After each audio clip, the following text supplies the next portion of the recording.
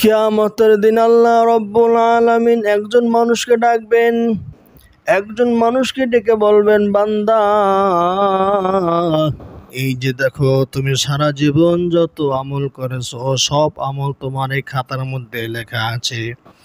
তার সামনে 99টা আমলের দপ্তর দেওয়া হবে।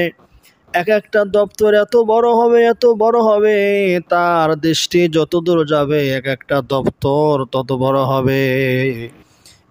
এরকম 99টা দপ্তর তার হবে।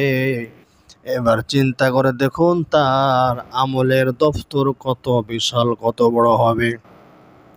আল্লাহ রব্বুল আলামিন তাকে বলবেন, বান্দা দেখো এই আমলনামার মধ্যে কম বেশি করা হয়েছে কিনা, তুমি করো নাই কিংবা তুমি করছো লেখা হয় নাই, তুমি করেছো লেখা হয় না, তুমি করো নাই লেখা হয়েছে।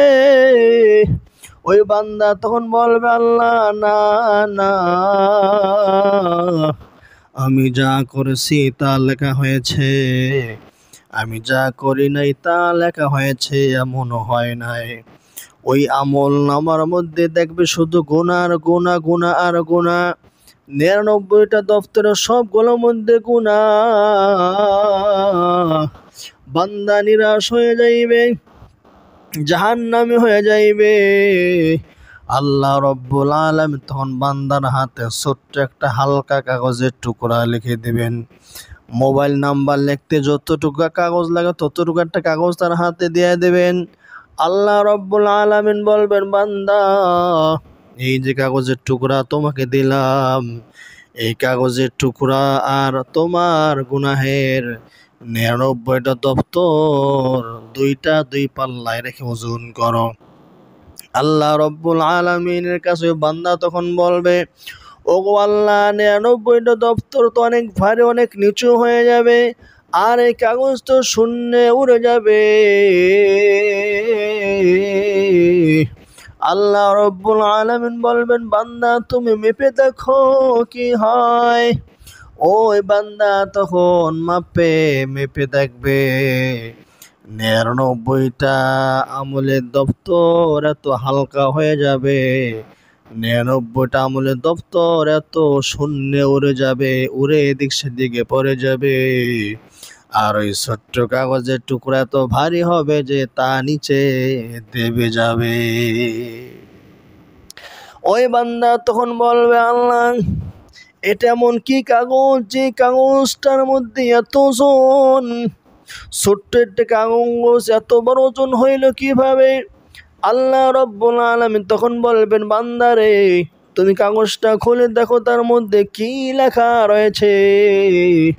ওই বান্দা তখন কাগজটা খুলবে, খুলে দেখবি কাগজের মধ্যে লেখা রয়েছে, আশহাদু আল্লা ইলাহা ইল্লাল্লাহু ওয়া আশহাদু আন্না মুহাম্মাদান আবদুহু ওয়া রাসূলুহু। সুবহানাল্লাহ। এই কাগজটা, এই লেখাটা এত ভার হবে, এত ওজন হবে, এত ওজনওয়ালা একটা কালিমা, এত ওজনওয়ালা একটা শব্দ, এত ওজনওয়ালা একটা শব্দ। এই শব্দ, এই কালিমা যদি কোনো কাট্টা কাফের একবার পড়ে নেয়, তার জীবনের সকল গুনাহগুলো আল্লাহ রব্বুল আলামিন মুহূর্তের মধ্যে মাফ করিয়ে দেয়। আর কোনো মুসলমান যদি কালিমা পড়ে, তাহলে তার মর্যাদা আল্লাহর কাছে হাজার হাজার গুণ বেড়ে যায়। মুসা আলাইহিস সালাম আল্লাহর কাছে বলছিলেন, আল্লাহ, আমাকে এমন একটা কালেমা, এমন একটা দোয়া, এমন একটা জিকির শিখায় দাও যে দোয়াটা কেউ জানে না, শুধু আমি জানবো আর তুমি জানবা। আল্লাহ তাআলা বললেন, হ্যাঁ মুসা, তাহলে তুমি পড়ো লা ইলাহা ইল্লাল্লাহ। মুসা আলাইহিস সালাম বলেন, আল্লাহ, এই কালেমা তো সবাই জানে, দুনিয়ার কেউ বাকি নেই যে জানে না। আল্লাহ তাআলা বললেন, হে মুসা, তুমি কি জানো এই কালেমার কি ভার, কি ওজন? তুমি কালেমা এক পাল্লায় রাখবা, আর 7 আসমান 7 জমিন যদি কোনো পাল্লায় রাখা যায়, তাহলে 7 আসমান আর 7 জমিন অপর পাল্লা রাখবা। যখন তুমি দুইটাকে ওজন করবা, তখন দেখবা এই কালেমা লা ইলাহা ইল্লাল্লাহ তো বেশি ভারী হবে, এটা নিচের দিকে নেমে যাবে, আর ওই 7 তবক আসমান জমিনের পাল্লাটা উপরের দিকে উঠে যাবে। এজন্য ভাইরা লা ইলাহা ইল্লাল্লাহ পড়ব। এটা মন থেকে দিল থেকে কেউ যদি ইখলাস নিয়ে একবার পড়ে, আল্লাহ রব্বুল আলামিন তাকে জান্নাতে প্রবেশ করাইয়া দেবেন।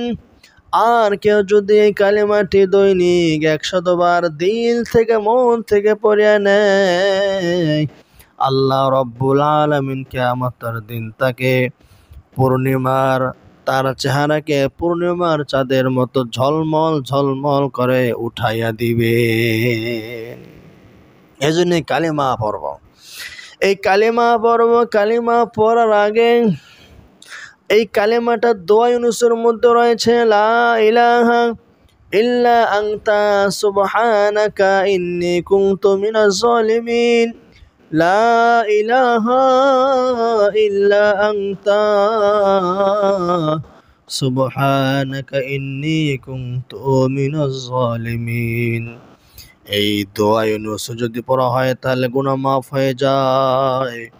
তবে যখন আপনি দোয়া ইউনূস পড়বেন তখন অতীতের গুনাহের কথা স্মরণ করে দোয়াটি পড়বেন।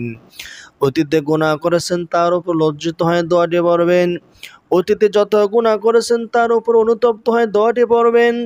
অতীতের গুনাহ ভবিষ্যতে করবেন না, এরকম দৃঢ় সংকল্প করে দোয়াটি যদি পড়েন, অতীতের গুনাহ আর পুনরায় করবেন না এরকম সংকল্প করে যদি দোয়াটি পড়েন, আল্লাহ তাআলা আপনার আমলনামায় একটি গুনাহও বাকি রাখবেন না।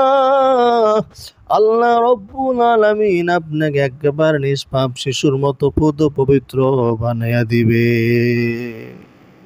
লা ইলাহা ইল্লাল্লাহ এমন একটা শব্দ, এই শব্দ যখন বান্দা পড়ে তখন বান্দার মাঝে আর আল্লাহর মাঝে কোনো ব্যবধান থাকে না।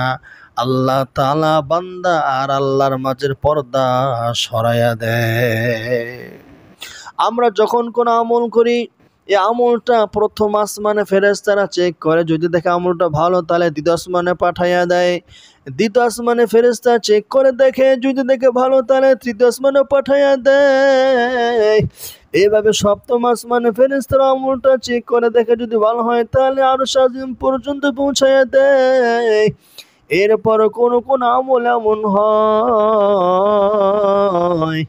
7 আসমানের কাছে আমলটা ভালো, কিন্তু আল্লাহর কাছে যখন আমলটা পৌঁছানো হয় আল্লাহ তাআলা বলেন আমলটা আল্লাহর জন্য করা হয় নাই, আমলটা করা হয়েছে মানুষকে দেখানোর জন্য। সুতরাং আমলটা যে করেছে তার চেহারার মধ্যে আমলটা ফিরাইয়া দিয়ে আসো। কিন্তু যখন কোনো ব্যক্তি লা ইলাহা ইল্লাল্লাহর জিকির করে, কোনো বান্দা যখন লা ইলাহা ইল্লাল্লাহর আমল করে, কোনো বান্দা যখন পড়ে লা ইলাহা ইল্লাল্লাহ, ওই বান্দার মাঝে আল্লাহ পাকের মাঝে এত গভীর সম্পর্ক হয়ে যায়, এত গভীর সম্পর্ক হয়ে যায়। আল্লাহ তাআলা বান্দাকে এত বেশি ভালোবাসে, এত বেশি মহব্বত করে, আল্লাহ তাআলার কাছে আমলটা পৌঁছার জন্য ফেরেশতাদের চেক করতে হয় না।